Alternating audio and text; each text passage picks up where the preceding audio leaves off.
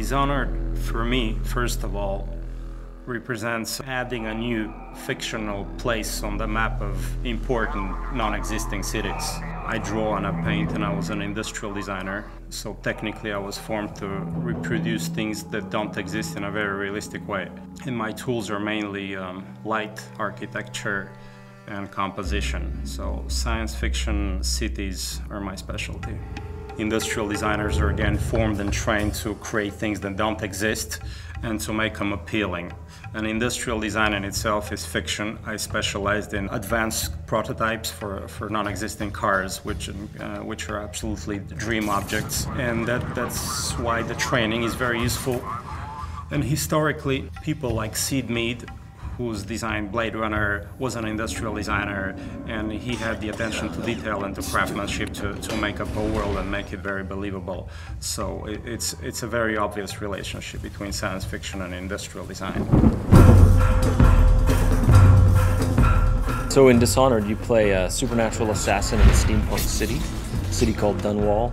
And the game has what I would describe as a non-photorealistic art style, led by Sebastian Mitton and Victor Antonov. When we first started the project, Raph and I kept saying, this is London 1666. It was the last year of the plague and the year of the Great Fire. The city of London at that point is pivotal to the world and pivotal to history. The early creative influences were historical architectural pictures of London and maps of London. Start with a location. Where is this taking place? All kinds of representations from different artists, painters, photographers, and filmmakers. As a visual designer, Victor works kind of like a historian. He really proceeds with what-ifs scenarios. So, okay, what if instead there was this event happen in history? We looked at specific rooftops, specific smokestacks, and facade ornaments that were very specific only to London and to no other city. When the first design come back is that it looks very real, even though it's not, but it's kind of believable because our brain kind of processes it in a way which just looks like, oh wow, that looks like a place that could exist. And that's why I think his methodology is so powerful to people. On a étudié en gros les fogs, la nuit, la pluie, les skies qui sont très bas en fait et qui pèsent sur l'expérience du joueur. C'était vraiment une approche qu'on avait de ne pas faire un jeu où il fait soleil, très beau. C'est comment infiltrer la lumière, donc c'est tout ce qu'on a étudié en allant à Londres. Et ensuite pour le retranscrire dans le jeu, il a fallu faire un petit peu de développement technique pour essayer de modifier la façon dont réagit la lumière avec les éléments du jeu vidéo, c'est-à-dire dans le brouillard, si on peut faire des haze et faire bloomer nos lights. C'est un bon setup pour un jeu vidéo. Et c'est une ville qui comporte une rivière, donc c'était très important pour nous, pour les missions qu'on fait dans notre jeu. En fait, on n'a pas l'approche classique du jeu vidéo. On a vraiment voulu revenir à des bases classiques d'art pur, c'est-à-dire les références qu'on a. Elles n'ont rien à voir avec... on ne fait pas de recherche sur Google, on ne cherche pas à faire de choses génériques, on veut vraiment créer quelque chose d'unique.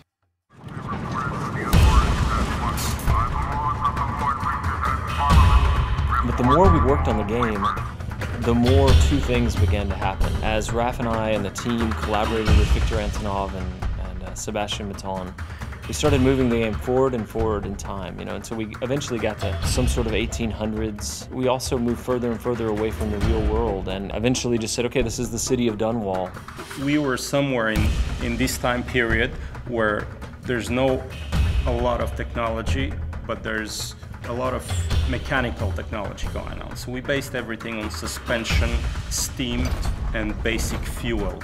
We wanted to bring some rock and roll into that and some modern elements. So we started adding more science fiction element, pulling it forward in time and including technologies from probably mid-19th century. So this was just one foundation, one layer. Up on this layer we built what happened to the city 30 years later, 70 years later, etc. Technology and the machines in Dishonored have again a specific narrative function. They tell the story of the ruler of the country who has a flair for industrial design and progress. So he's building bridges and buildings and fences and devices to modernize the city and to crush and oppress people as well.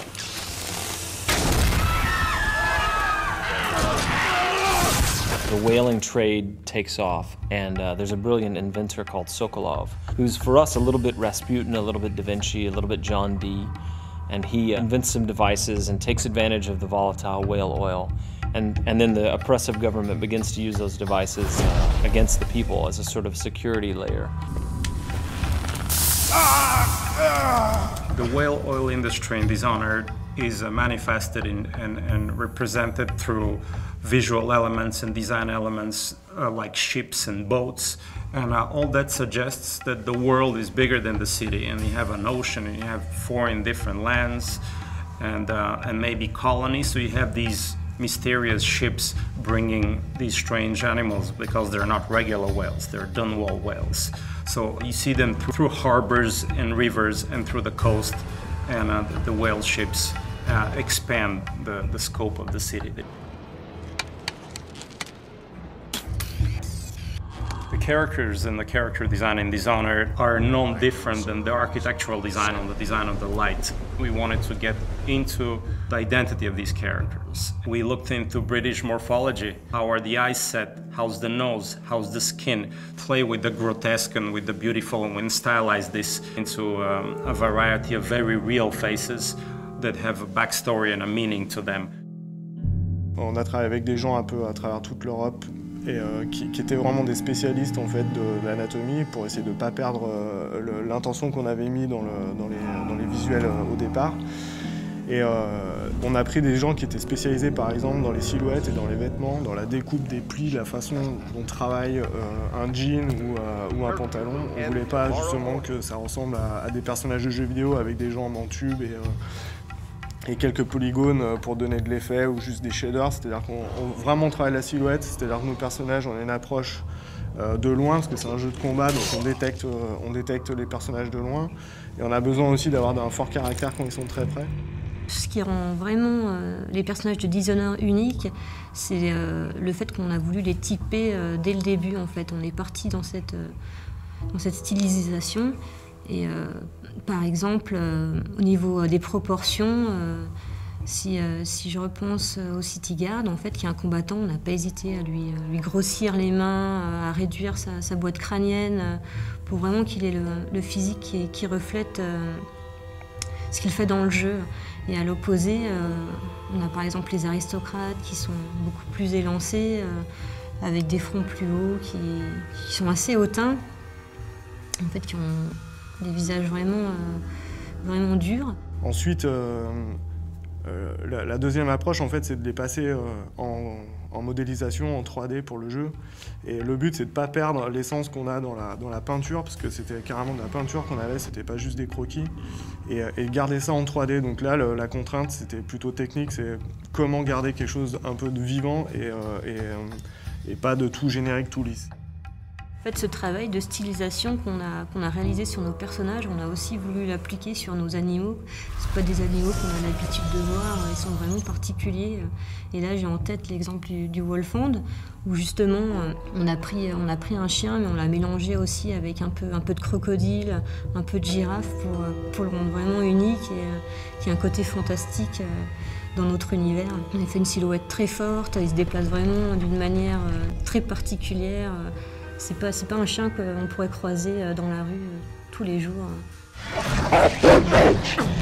For Dishonored, we worked with Blind Light, which is a great company out in LA, who not only helped us find some really great actors to fill all the roles, but also we worked with a few key people that we picked out that you would call like celebrity talent. You know, the game is mostly an action game, but it's also got some role-playing game-based elements. For some of the characters, we had a list of people we wanted to go after. Brad Dourif plays our character Piero, who's a craftsman, artificer, natural philosopher. Damn Sokolov! He will haunt me to my grave. Chloe Grace Moretz was good enough to lend her voice to a character named Emily, who's quite important. I love getting in the booth and just kind of playing with the different voices and sounds and stuff you can make, and trying to really get the acting through onto the video game. Susan Sarandon, I'm older, so I'm a big fan of hers from even as far back as the Rocky Horror Picture Show days. And she plays an interesting character that I don't want to say too much about right now. So those guys bring their own ideas to what the character's feeling and the intensity. And so just talking purely in narrative terms, I think the voice actors add a level of polish and help the player just sort of like empathize with what's going on. I want the Dishonored world to leave a souvenir and a memory in the player as if they had really been to this place and it moved them. And I hope it would stay in fiction as one of the places that will give people goosebumps and shivers.